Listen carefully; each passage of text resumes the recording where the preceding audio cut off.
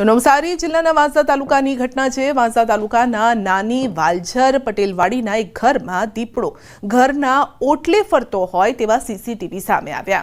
ગઈકાલે રાત્રે આશરે 12:15 વાગ્યાની આસપાસ દીપડો ઘરના ઓટલા પર આવીને આંટાફેરા મારતો ઘરની સામે લગાવેલ સીસીટીવી કેમેરામાં કેદ થયો।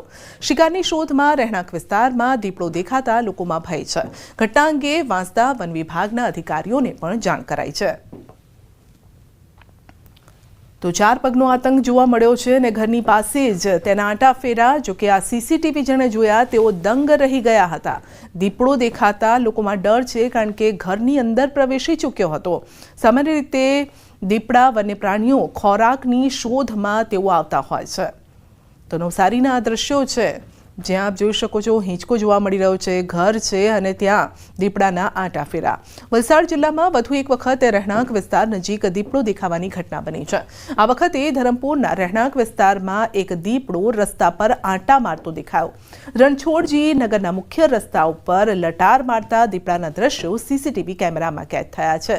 તો શહેર નજીક દીપડાની હાજરીના કારણે લોકોમાં ભયનો માહોલ છે। બનાવ અંગે વન વિભાગને જાણ કરાતા વન વિભાગ પાંજરું ગોઠવી દીપડાને ઝડપવા માટે પ્રયાસ કરી રહ્યું છે। આ અગાઉ પણ જિલ્લાના અનેક વિસ્તારમાં રહેણાંક વિસ્તાર નજીક દીપડા ઝડપવાના અને દેખાવના બનાવ બની ચૂક્યા છે, અને ત્યારે ખોરાકની શોધમાં દીપડા જેવા હિંસક પ્રાણીઓ જંગલ છોડી હવે રહેણાંક વિસ્તારમાં દેખાવા લાગ્યા છે, જે ચિંતાનો વિષય પણ છે। સુરતમાં પેટ્રોલ પંપ પર દીપડાના આંટાફેરા। મહુવા તાલુકાના ગ્રામ્ય વિસ્તારમાં દીપડાની દહેશત છે। તરકાણી ગામે આવેલ પેટ્રોલ પંપ પર દીપડાના આંટાફેરા। તો પંપ પર કામ કરતા કર્મચારી તેમજ વાહન ચાલકોમાં ભય પણ છે। પેટ્રોલ પંપના સીસીટીવીમાં દીપડાના આંટાફેરા કેદ થયા છે। પેટ્રોલ પંપના સંચાલકે મહુવા વન વિભાગને આ અંગે જાણ પણ કરી છે। ગીર સોમનાથમાં મહિલા સરપંચનો પતિ જ બુટલેગર નીકળ્યો છે। દારૂબંધી વચ્ચે સરપંચના ઘરમાંથી દારૂ મળતા ચકચાર મચી ગઈ। ઉનાના લેરકા ગામના સરપંચના ઘરે વિદેશી દારૂનો જથ્થો મળી આવ્યો છે। પોલીસે બાતમીના આધારે દરોડા પાડતા મળી આવ્યો છે દારૂ। સરપંચના ઘરેથી 367 નંગ વિદેશી દારૂનો જથ્થો મળી આવ્યો છે। તો ગામના પ્રથમ નાગરિકના ઘરે દારૂ મળી આવતા અનેક સવાલ ઊભા થયા છે। એક તરફ ગુજરાતના કેટલાક ગામોના સરપંચો ગામની અંદર દારૂ વેચવા અને પીવા પર પ્રતિબંધ લગાવી રહ્યા છે, અને બીજી તરફ લેરકા ગામના સરપંચ પતિ જ દારૂનો વેપાર કરી રહ્યા છે, અને જેનાથી ખળભળાટ મચી ગયો છે। સુરેન્દ્રનગર મનપા તંત્ર દ્વારા જન્માષ્ટમીના લોકમેળાનું આર્ટ્સ એન્ડ સાયન્સ કોલેજના ગ્રાઉન્ડમાં આયોજન કરવામાં આવ્યું છે, જેને લઈને એબીવીપી અને સ્થાનિક વિદ્યાર્થીઓએ વિરોધ કર્યો છે। વિદ્યાર્થીઓ અને એબીવીપીના આગેવાનો દ્વારા સૂત્રોચ્ચાર કરી વિરોધ કરવામાં આવ્યો છે। જન્માષ્ટમીના લોકમેળાનું આયોજન થતાં કોલેજમાં અભ્યાસ કરતા અંદાજે 1000થી પણ વધુ વિદ્યાર્થીઓના અભ્યાસ પર અસર થવાની ભીતિ છે।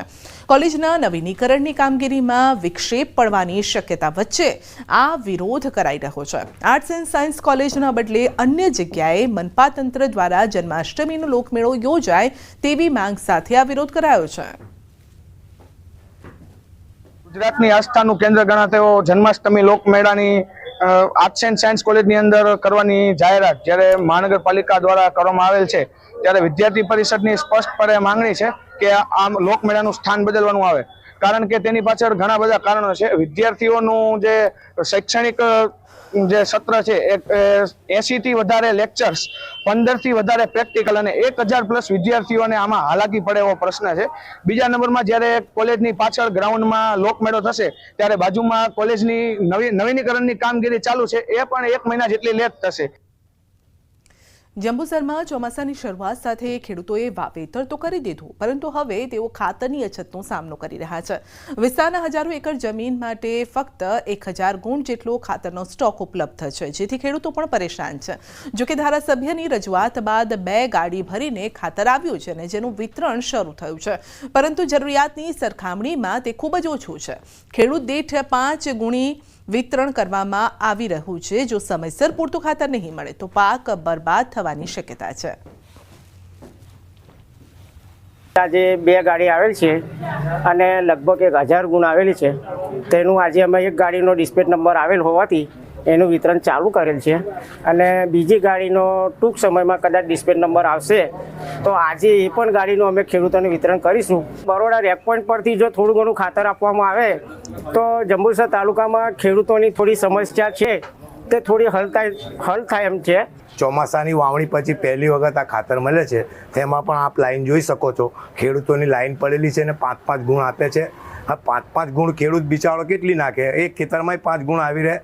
અને હું સરકારશ્રીને વિનંતી કરું છું કે વધારેમાં વધારે સ્ટોક મોકલે અને ખેડૂતોની આ દયનીય હાલત છે એ દૂર કરે અને ખેડૂતોને સ્ટોક મોકલીને પોતાનું ખાતર મળે એ રીતે કરે.